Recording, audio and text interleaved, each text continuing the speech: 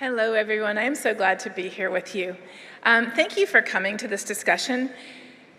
I'm a climate scientist, but I know that climate change is simply one of the barriers that stands between us and a better future. And so we need to address all of the issues with as many solutions that give us as many win-win-wins as possible if we are going to be successful in building that better future.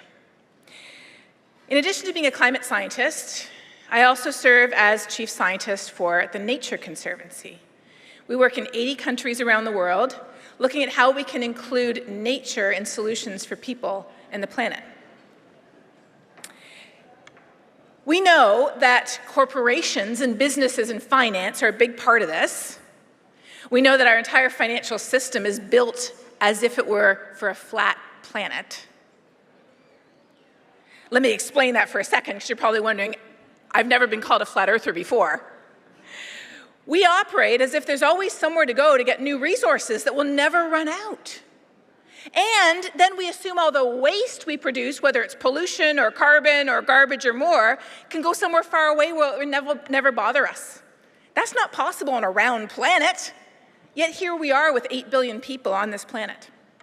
So when we look at our economy, we know that 51% of companies have net zero targets. That's the good news, 51%. We also know, however, that only 16% are on track to meet their targets. That's the very bad news. Because, of course, the planet doesn't care what we promise, it cares what we do. So how do we accelerate, how do we help those who've already promised but aren't achieving, and then how do we help those who have not yet promised see themselves in climate solutions? Well, to explain climate solutions, I want to use the analogy of a swimming pool. An above-ground swimming pool, like I grew up with in my backyard in Toronto. And the level of water in the pool is like the level of carbon in the atmosphere. Now, 200 years ago, we had just the right amount of water in the pool that our toes could just touch the ground. But then we stuck a giant hose into the swimming pool, and we've been turning the hose up every year.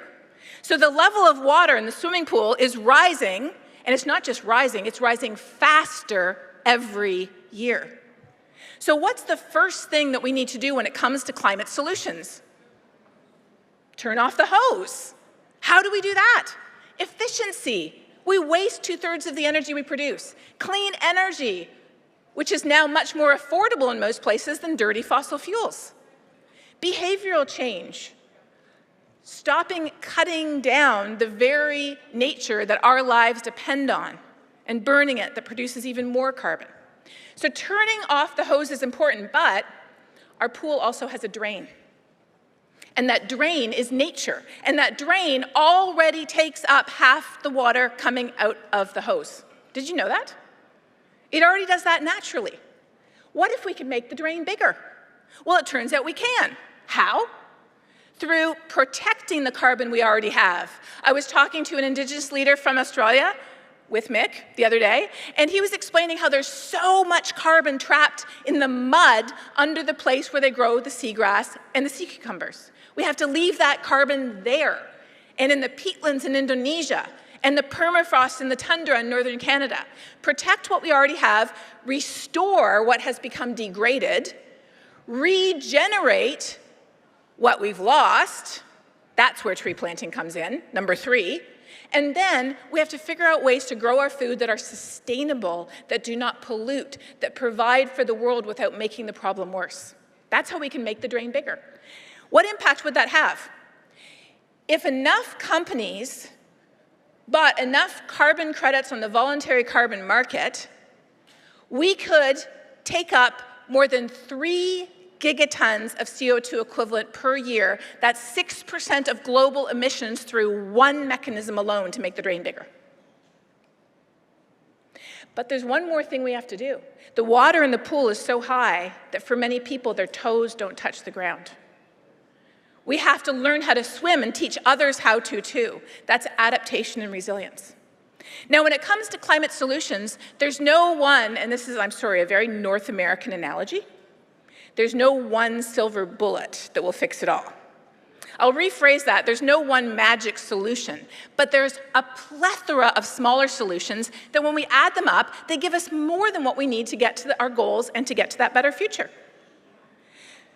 So when we incorporate nature as one of those pieces, it can make such a difference. When we incorporate nature, though, there's been many mistakes made. There's been many bad actors who have taken advantage of this situation. And so because of that, there's a great temptation to throw the baby out with the bathwater. In other words, to say, oh, well, this solution, it doesn't work. Well, even though it could provide 6% of what we need, we don't want that solution. That is not the way to do it. The way to do it, as a scientist, I can say, is to make it better and to learn from mistakes. We learn much more from our mistakes than we learn from doing it right the first time. So that's why the Nature Conservancy is partnering with Yale on something called Shift Carbon Markets to take a science-based approach to evaluating it.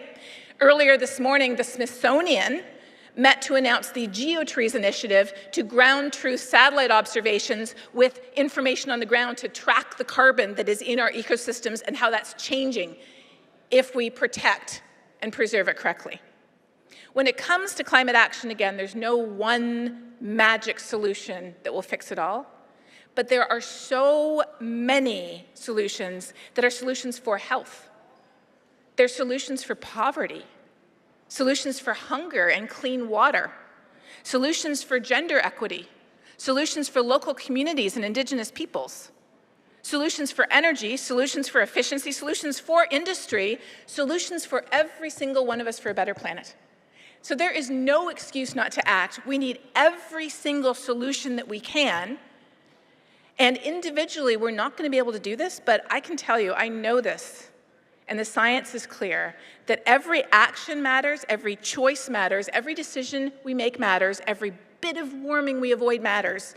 And together, we can do this. Thank you.